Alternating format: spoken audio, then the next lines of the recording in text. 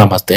1983ರಲ್ಲಿ ಕನ್ನಡ ಚಿತ್ರರಂಗದ ಇತಿಹಾಸದಲ್ಲಿ ವಿಶಿಷ್ಟ ಸ್ಥಾನ ಪಡೆದಂತ ಕ್ಲಾಸಿಕ್ ಸಿನಿಮಾ ಇದು. ಯಾವ್ದು ಆ ಸಿನಿಮಾ, ಏನ್ ಸ್ಟೋರಿ ಅಂತ ನೋಡೋಕೆ ಮುಂಚೆ ಒಂದೇ ಒಂದು ನನ್ನ ಚಾನಲ್ನ ಸಬ್ಸ್ಕ್ರೈಬ್ ಮಾಡ್ಕೊಳ್ಳಿ, ಹಾಗೆ ಬೆಲ್ ಬಟನ್ನ ಕ್ಲಿಕ್ ಮಾಡಿ, ಲೈಕ್ ಶೇರ್ ಕಮೆಂಟ್ ಕೊಟ್ಬಿಡಿ ಅಂತ ಹೇಳ್ತಾ, ಪಲ್ಲವಿ ಅನುಪಲ್ಲವಿ ಈ ಸಿನಿಮಾ ಕನ್ನಡ ಚಿತ್ರವು ಭಾರತೀಯ ಚಿತ್ರರಂಗದ ಇಬ್ಬರು ದಿಗ್ಗಜರಿಗೆ ಹೊಸ ಆರಂಭ ನೀಡಿದಂತ ಅಪರೂಪದ ಸಿನಿಮಾ ಅಂತ ಹೇಳ್ಬೋದು. ನಿರ್ದೇಶಕ ಮಣಿರತ್ನಂ ಅವರ ಮೊದಲ ನಿರ್ದೇಶನದ ಚಿತ್ರ ಹಾಗೂ ಅನಿಲ್ ಕಪೂರ್ ಅವರ ಚೊಚ್ಚಲ ಕನ್ನಡ ಚಿತ್ರ. ಈ ಚಿತ್ರವು ಬಿಡುಗಡೆಯಾದಾಗ್ಲೇ ಪ್ರೇಕ್ಷಕರ ಮನೆ ಗೆದ್ಬಿಡ್ತು. ವಿಮರ್ಶಾತ್ಮಕವಾಗಿ ತುಂಬಾನೇ ಮೆಚ್ಚುಗೆ ಪಡ್ಕೊಳ್ತೈತೆ ಸಿನಿಮಾ.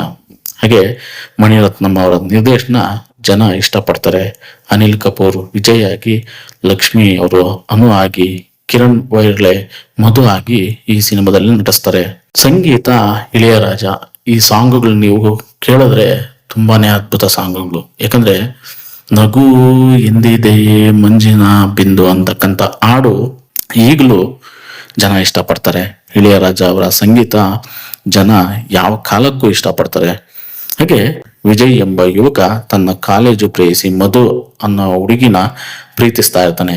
ಅದೇ ಸಮಯದಲ್ಲಿ ವಿಚ್ಛೇದಿತ ಮತ್ತು ತನಗಿಂತ ಸ್ವಲ್ಪ ಹಿರಿಯಳಾದ ಅನು ಅಂತಕ್ಕಂಥವ್ರು, ಲಕ್ಷ್ಮಿ ಅಮ್ಮ.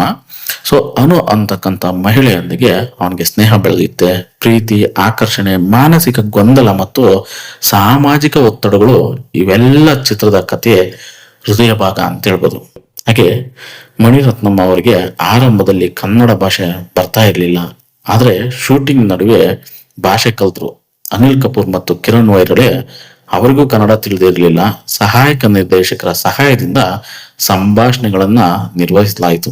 ಹಾಗೂ ಹಣಕಾಸಿನ ತೊಂದರೆಯಿಂದ ಚಿತ್ರದ ಕೊನೆಯ ಭಾಗದ ಚಿತ್ರೀಕರಣಕ್ಕೆ ಸುಮಾರು 21 ತಿಂಗಳು ಕಾಯ್ಬೇಕಾಯ್ತು ಅಂತ ಹೇಳ್ಬೋದು. ಹಾಗೆ ಬಿಡುಗಡೆಯಾದ ತಕ್ಷಣ ವಿಮರ್ಶಕರಿಂದ ಭಾರಿ ಪ್ರಶಂಸೆ ಪಡ್ಕೊಳ್ಳುತ್ತೆ. ಬಾಕ್ಸ್ ಆಫೀಸ್ ನಲ್ಲಿ ದೊಡ್ಡ ಪ್ರದರ್ಶನ ಕಾಣುತ್ತೆ. ದೊಡ್ಡ ನಗರಗಳಲ್ಲಿ ಉತ್ತಮ ಪ್ರದರ್ಶನ, ಸಣ್ಣ ನಗರಗಳಲ್ಲಿ ಸಾಧಾರಣ ಯಶಸ್ಸು ಸಿಗುತ್ತೆ ಈ ಸಿನಿಮಾಗೆ.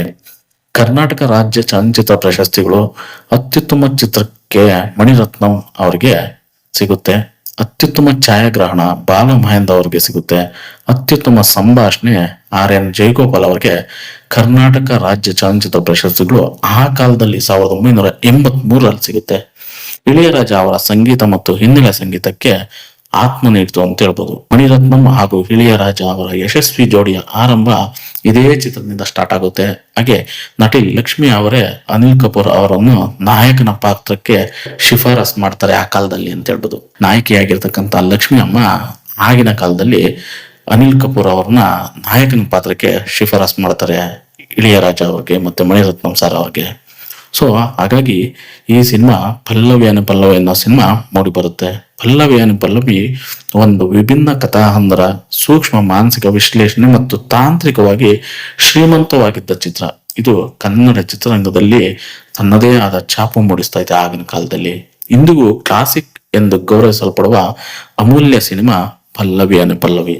ಗುರು, ನೀವು ಯಾವುದೇ ಸಿನಿಮಾ ನೋಡಿ, ಎಷ್ಟೇ ಹೊಸತನ ಬಂದ್ರು ಹಳೆ ಸಿನಿಮಾಗಳಲ್ಲಿ ಇರ್ತಕ್ಕಂಥ ಕಂಟೆಂಟು, ಆ ಆಕ್ಟಿಂಗು, ಆ ಡ್ಯಾನ್ಸು ಮತ್ತೆ ಆ ಸಂಗೀತ, ಇದನ್ನ ಯಾವನು ತೆಗೆದಾಕಕ್ಕಾಗಲ್ಲ, ಯಾರು ಮೀರ್ಸೋದಕ್ಕೂ ಆಗಲ್ಲ. ಎಷ್ಟೇ ಹೊಸತನ ಬಂದ್ರು ಹಳೆತನದ ಮುಂದೆ ಹೊಸತನ ಅಷ್ಟೇ ಗುರು ಅಂತ ಹೇಳ್ತಾ ಸಿಗೋಣ ಮುಂದಿನ ವಿಡಿಯೋದಲ್ಲಿ. ಧನ್ಯವಾದಗಳು. ಶುಭ ದಿನ.